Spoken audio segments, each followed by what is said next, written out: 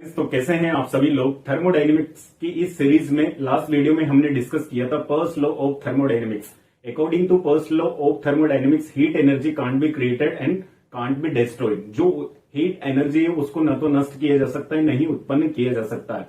And इसका formula हमने देखा था डेल्टा क्यू बराबर delta U plus delta W. जो भी थर्मोडायनेमिक सिस्टम में जो भी हीट प्रेजेंट रहती है वो उसकी इंटरनल एनर्जी और उस थर्मोडायनेमिक सिस्टम द्वारा किए गए वर्क वो पॉजिटिव या नेगेटिव दोनों के सम के बराबर होती है। तो आज हम पर्स लॉ ऑफ थर्मोडायनेमिक्स के ऊपर कुछ बेसिक न्यूमेरिकल्स देखने वाले हैं। अगर आपको पर्स लॉ ऑफ थर्मोडायनेमिक्स में वर्क का फॉर्मूला क्या होता है, थर्मोडायनेमिक वर्क क्या होता है, इंटरनल एनर्जी क्या होती है, इसका फॉर्मूला क्या होता है और हीट एनर्जी क्या होती है, इन तीनों टर्म्स की फुल डिटेल से जानकारी चाहिए हो और इस लॉ का फॉर्मूले की जानकारी चाहिए हो तो डिस्क्रिप्शन में लिंक दिया है, पहले आप वो वीडियो देख सकते हैं। फिर इस थर्मोडायनेमिक्स के पर्स लॉ के ऊपर ये बेसिक न्यूमेरिकल्स देख सकते हैं। ये बिल्कुल सिंपल है और इजी है जो हमारे एग्जाम में आते हैं generally.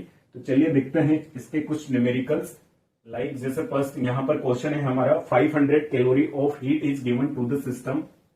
500 calorie of heat is given to the system and system performs 350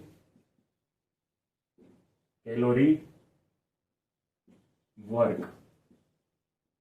Find the change in internal energy of thermodynamic system. तो यहां पर हमको 500 of heat is given to the system. System को हीट दी जा रही है।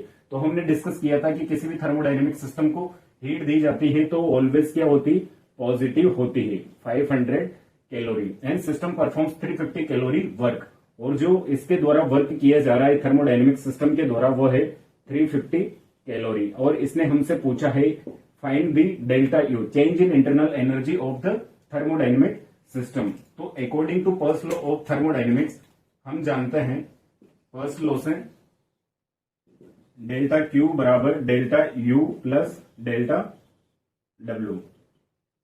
डेल्टा डब्ल्यू ठीक है। तो यहां से क्या क्या दिया हुआ है हमें, 500 डेल्टा क्यू का वैल्यू दिया हुआ है बराबर delta U plus delta W दिया हुआ है 350।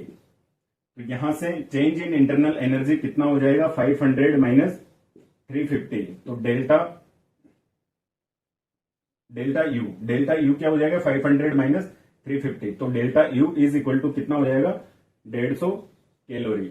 जब उसने 350 कैलोरी का वर्क किया तो किसी भी थर्मोडायनेमिक सिस्टम में उसके इंटरनल एनर्जी में जो चेंज आया वो कितना आया, 150 कैलोरी का। ये बिल्कुल एक सिंपल न्यूमेरिकल है। इस टाइप के भी ऑब्जेक्टिव टाइप में अपना क्वेश्चन आ जाता है। बस हमको पता होना चाहिए कि सिस्टम को हीट दी जाती है, सिस्टम हीट गेन कर रहा है तो पॉजिटिव होगी, और सिस्टम हीट इमिट कर रहा है या एग्जिट कर रहा है अपने अंदर से तो वो नेगेटिव होगी। क्यों, क्योंकि उसकी हीट का लॉस होगा। सेकेंड टाइप का न्यूमेरिकल देखेंगे। हर न्यूमेरिकल में एक नया कॉन्सेप्ट और नई चीज हमको सीखने को मिलेगी। ये बिल्कुल सिंपल और फॉर्मूला बेस्ड न्यूमेरिकल था।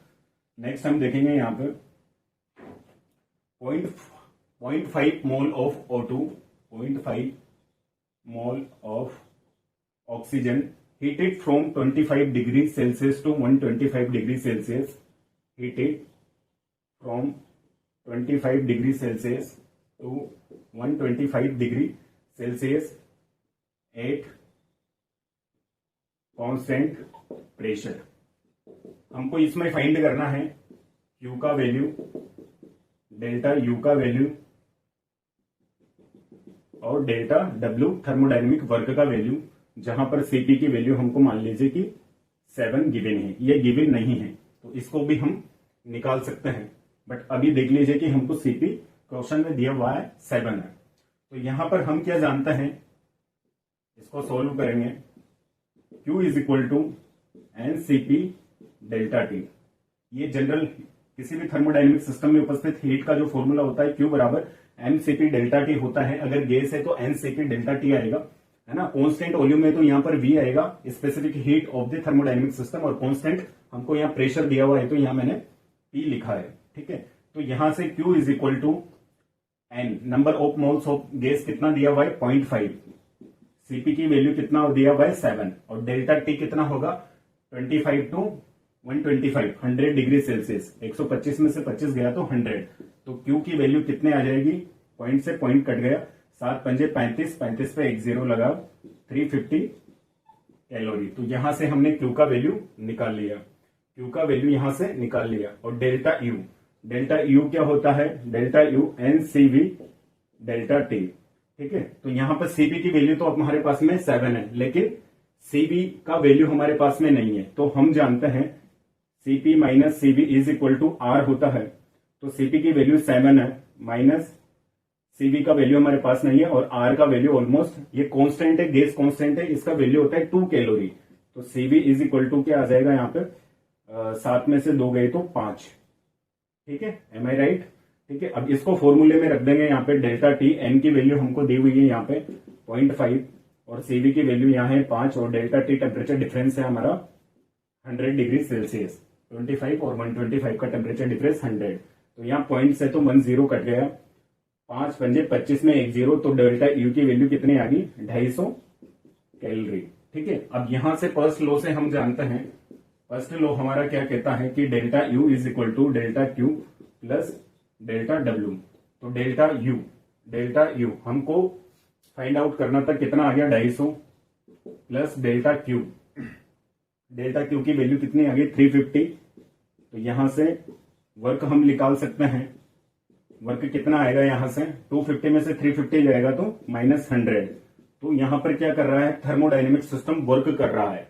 ठीक है, हमने लास्ट वीडियो में हमने भी देखा था कि अगर हम थर्मोडायनेमिक सिस्टम पे वर्क कर रहे हैं तो पॉजिटिव होगा, और थर्मोडायनेमिक सिस्टम कुछ एक्सपेंड कर रहा है, वर्क कर रहा है, तो उसका वर्क क्या होगा, नेगेटिव होगा।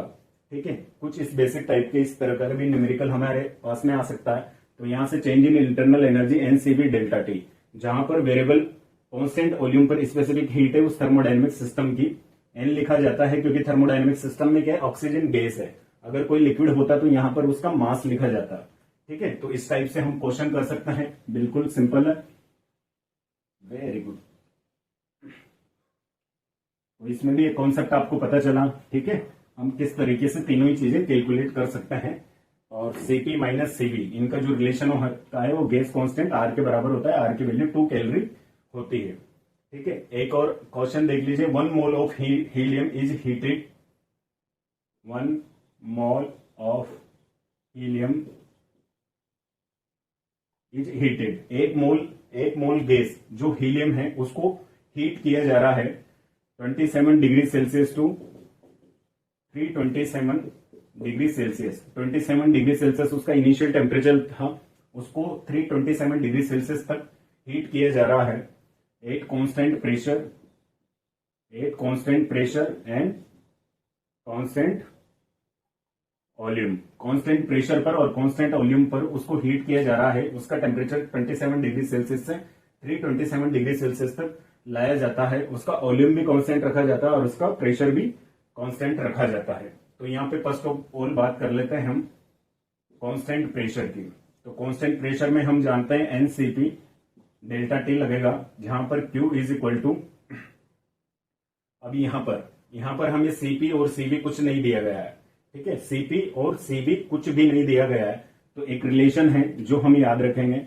यहां पे हम लिख लेते हैं कि CV इज इक्वल टू होता है F/2R, और जो ये F का वैल्यू होता है, अगर एक एटम हो तो 3 होता है, और 2 एटम हो, यहाँ एटम देखो, 2 एटम हो किसी गैस में तो उसका वैल्यू 5 होता है, और 2 से ज्यादा अगर एटम हो तो उसका वैल्यू पॉली एटोमिक हो, पॉली एटम, तो उसका वैल्यू कितना होता है, 4 होता है F का वैल्यू, और R की वैल्यू 2 होती है। ये रिलेशन हमको ध्यान रखना है।